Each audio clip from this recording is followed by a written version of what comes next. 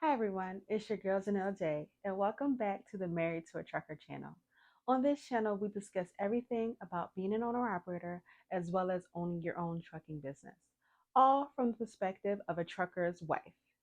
In this video, I'll be discussing how much it costs to get your own authority as a CDL tractor trailer driver and how long the process takes. So stay tuned.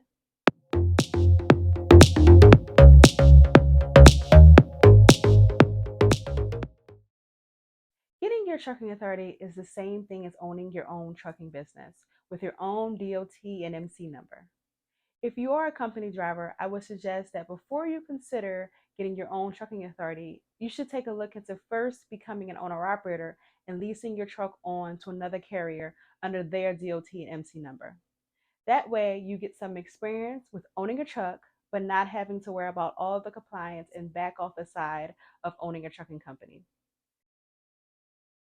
In my previous video, Are You Ready to Get Your Own Authority? We broke down all the pros and cons of getting your own authority. So you should go check out that video first to help you figure out if starting a trucking company is the right next step for you. Okay, I'm going to get right into it and provide you with some upfront costs involved with getting your own authority. The total as it relates to the initial permits will cost anywhere from $600 to $1,000 to get the authority paperwork started. Now, this doesn't include any fees that you may pay to a third party compliance company to get you set up. And it actually may be a good idea to check out some of these companies to help you set up your company because hopefully they're getting it done right. And also, you can kind of learn a few things in the process. But you do want to make sure if you do get somebody to do it, you want to make sure that you're on top of them and make sure that they're actually doing what you paid them to do. So the first permit you'll need, of course, is your DOT and MC number.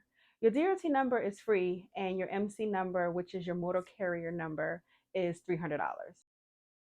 Next, there are certain states that require you to get what's called an intrastate authority. And it's required when you're picking up a load and delivering that load within the same state. Here in PA, we have the PA PUC Interstate Authority. The cost for this was $100. Every state may have a different price, but here's a list of the states that do require you to get intrastate authority. Then you're going to need your BOC 3 processing agent. And basically, this is just a federal filing that assigns a process agent to basically accept legal documents on your behalf in each state. This cost can range anywhere from $25 to $100, but typically this is around $30. Next is your UCR filing.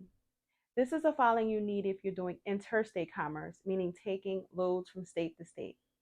And the cost depends on the number of trucks you have. So the cost in 2023 was $41 for 0 to 2 trucks. Then you have your IFTA permit. And basically, it's an agreement between all states. And to simply put it, it's a way to pay your quarterly fuel tax. So it was $5 for me to get my IFTA stickers. But then you're going to have to pay quarterly taxes, which can be anywhere from $50 to $200 per truck per quarter. Then there also are state permits. So if you are driving in a particular state, you may have to get a permit, and basically they charge you a fee based on the number of miles that you drive through that state. So let's start with your New York HUT. And depending on the amount of miles you drive through that state, they have different frequencies of which you have to file a return. They're monthly, quarterly, and yearly. From our experience, we started out as a quarterly filer, and then in 2023, they changed us to a yearly filer because we had drove less than 1,200 miles within New York for last year. So now we basically file a return once a year. Next is your New Mexico. This was $10 to file, and you do have to file a quarterly return. Kentucky permit. The Kentucky permit is free and it's a permanent permit, so you don't have to worry about renewing every year, but you still have to worry about that quarterly filing. Oregon. Oregon, it gets a little bit more complicated because you have to get a bond, but overall it works in a similar fashion where you still have to pay your quarterly taxes. The last one is a new permit for 2023. It's no cost to get started, but basically you have to file a monthly return. No matter how many miles you do have to file a monthly return for them. And that basically sums up all the state permits. Next permit you're going to worry about to get your authority is your SCAT permit, and that's the SCAC permit. Now, this is not required, but sometimes you may need it if you're doing intermodal or railroad or government loads. You may find a use for this, and the cost for this is around $95. Then you have to enroll in a drug and alcohol consortia program. So you're going to need to also get your pre-employment drug test as well. So for us to set up the consortium, it was $240. This included a $50 one-time fee and then a $125 annual fee, which includes 3 random drug tests per driver a year. And then the pre-employment drug test itself costs $65. So that $600 to $1,000 cost that I mentioned, that is strictly related to basically getting your paperwork and your permits started to become an official motor carrier. So of course, that doesn't include the cost of your truck, your trailer, or insurance. It doesn't also include your IRP plates, which can cost around $2,000 depending on the state you live in.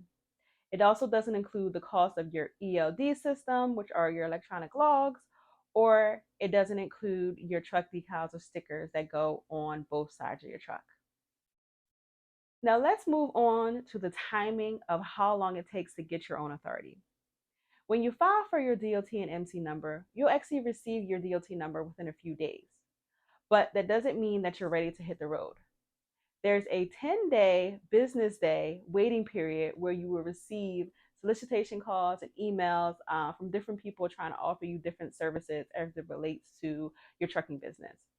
But once that period is over, you do have to post your insurance and also your BOC3 process agent with the FMCSA. Once you get that all posted, the FMCSA will mail you a letter within 3 to 7 business days, basically granting you your authority. And then also outside of that too, you also will get a welcome call from the FMCSA, and basically a representative will just ask you a few questions about your business, and they will also advise you that there is a new entrant audit that every motor carrier has to go through within their first 12 months in business. So that's kind of your time to ask any questions that you may have. But typically, it's a really fairly painless process, just them asking you a few questions. So, from me and my husband's experience, we actually had OOIDA, the Owner Operators Independent Driver Association, file R30 for us. And I know a lot of times you'll hear people say that you can do it yourself, which you can. You can file all the paperwork and everything you need to get your authority. But like I mentioned earlier, sometimes it may be worth to hire someone to file for you and get all the paperwork for you, especially if you're newer to the industry and you may not know everything that comes along with it. I know for me and my husband's experience, even though we had been in the trucking industry for many, many years, we were new to the whole authority process. So while I knew most of the things that we needed, I wasn't aware that we needed a PA interstate authority. I wasn't aware that we needed a driver qualification file. And this file is basically, we had to have one for my husband, even though he's the driver and he's the owner. You still have to have a driver's file on him, which includes like an application and some other files, basically vetting him to become a driver in his own company. So you basically have to look at it like he's an outside driver, and you have to basically get him qualified as a driver. So initially, we didn't have any idea that we needed this. So if we didn't go through OOIDA for that process, there may have been a few things that we missed. So for us, the fee for filing with them was $175 for them to get our Starly set up.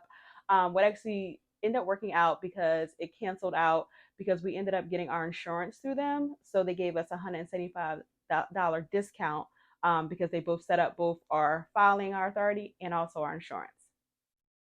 So just to provide you our timeline. So for us, we applied for our DOT and MC number on January 7th, 2021. And our DOT and MC number was officially active on February 9th, 2021. Even though we were active, we were actually not ready to hit the road because there was a couple of things that actually took longer than we had expected. We had some trouble getting our IRP plate set up, and that's another conversation we'll have for another video. We were also waiting to get our fuel cards and also setting up our factoring company. So, like I said, it did take a little longer than expected. I think overall, we were able to hit the road within about 2.5 months from starting the process from the beginning to an end. So, basically, you do control that time. You can get up and running in less than a month. It just depends on how long it takes you to kind of get everything together. Well, that concludes our video on the permits you need to get your trucking company started. Please remember to subscribe to this channel, like this video, and set your bell notifications to be notified for the next time a new video comes out. Also, please comment below.